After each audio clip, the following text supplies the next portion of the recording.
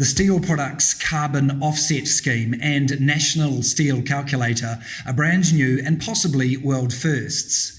Emily Townsend, your organisation, ThinkStep ANZ, is an independent advisor on sustainability. How did you get involved in this initiative? Kia ora, Tristram. Yeah, we see our role at ThinkStep as supporting our clients to succeed sustainably. How that works depends completely on the client and the project. So it can be anything from really in-depth on-the-ground support through to providing independent verification of work that's already been done. We do a lot of work in the product sustainability space, and we've worked extensively in the steel industry in both New Zealand and Australia. And that includes everything from life cycle assessments and environmental product declarations. So we also have several lifecycle assessment certified practitioners in the team, and we're registered consultants with Climate Active, which is the Australian government offsetting scheme. We were first approached by Troy Coyle from HERA to work with them on this project. The steel industry is really conscious about their impact on climate change and keen to do something about it. It's quite hard for them to do something about it because carbon's used as a reductant in steel making. It's not just as the energy source. So there's not that many commercially viable alternatives at the moment. That leaves offsetting as a really good interim solution to help to mitigate the impacts of making steel. And our involvement so far has been to design the program rules and to help with the calculations. And Ian Challenger, you're from Ekos, a leader in carbon offsetting and the organisation that will actually administer the program. So tell us a little bit about Ekos and how these types of carbon offsetting schemes actually work. Yeah, kia ora, Tristan. Ekos is a carbon offset and measurement company. We work with businesses to measure their carbon and to offset it. We started, our founder was really interested in forestry, and we started through the idea of offsetting programs where he developed mainly on Indigenous land schemes that landowners can effectively avoid having to fell their forests or farm their forests in a destructive way, and pay them effectively not to do that, and that's where the offsetting comes in. So we measure a footprint for an organisation or for a product, and then the money that that they used for offsetting goes to the landowner to conserve that forest. So in this case, the product will go through a calculation process, an online calculator, and they'll work out what the emissions are of their product, and then the offset will be done through Ekos on one of our projects that we've got both in New Zealand and on the Pacific Islands. Of course, determining carbon emissions, as you described, can be complex and is often open to questions of being biased.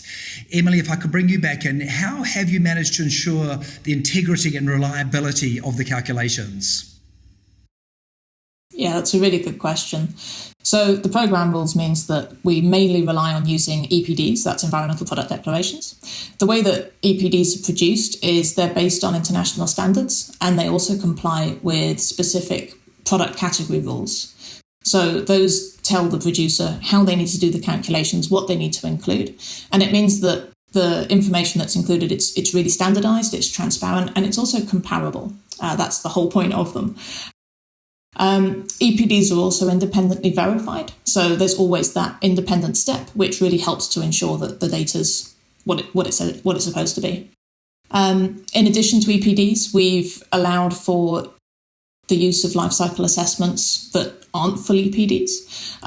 One of the reasons for that is that for this scheme, all we really need is the carbon, and an EPD covers a lot of different indicators. So an LCA means that we can concentrate on the carbon, still go through the same process, follow the same rules and the same calculations, but it makes it a little bit more, it reduces the barrier for some of the smaller companies, especially the ones that are maybe just doing fabrication, because most of the emissions are in the primary steel anyway.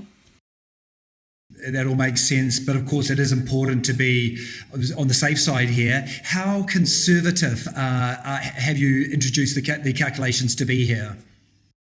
Yeah, of course it's important to be on the safe side. That's somewhat allowed for in environmental product declarations anyway. So because of the verification, we're confident that those numbers are right for a given steel product. Where we don't have those EPDs available, what we've done is we've allowed to use indicative products and the environment, so EPDs from a comparable product. We've then added a 15% margin, and that allows for the uncertainty and just to cover it and as you say, make sure it's conservative. And Ian, offsetting sometimes receives criticism in terms of its broader biodiversity impacts, i.e. these huge monoculture pine plantations. How do you respond to this issue? Yeah, it is an issue. It can be an issue on some of the offset schemes, but our offset schemes are all on Indigenous land, on native forests, and the whole aim of them is around increasing the biodiversity. The projects we've got on the Pacific Islands are all aimed at helping the local people to look after their own forests and get a livelihood from them, continue to be able to get food and resources from them, but at the same time conserve them and maintain them and be paid for that, so they're not having to fell them in order to get a living from it. And it's the same with the forests here that we've got, although they're rarely going in to retrieve food sources from them, they are going in with the aim of encouraging the bird life and encouraging the planting species by removing pest species and by planting and things like that. So it actually enhances the biodiversity, and that's what we call a co-benefit to the whole project. So that it's not only offsetting, it's also giving environmental benefits as well. And Emily, how do you expect this calculator to change the conversation around the carbon performance of steel? Yeah, I think this is a really important step in increasing awareness and understanding around embodied carbon in building products, and also about the options that are available to mitigate it. So offsetting the cradle to installation emissions, it's as you said before, it's a really good first step. And then as we offset, the price of offsets will go up, and that means that some of the other reduction initiatives actually start becoming more economically viable because the cost to reduce is lower than the cost to offset in the longer term. And sort of related, what's the process here to go through to actually add a new steel product to the calculator? Is that possible? Yeah, absolutely. So at launch, it already includes quite a few products, all of the EPDs that are already available in Australia and New Zealand. And it covers quite a few product categories, but we can add new ones as needed. So especially if a new EPD is published, then we'd be able to add that in. But also if there are product categories that are interested in having their products added in, then we will work with them to make sure that they've got the right information so that they can be included. Nice, and probably a question here for both of you. I'll start with you, Ian. How can we trust that this program will actually lead to net carbon reductions?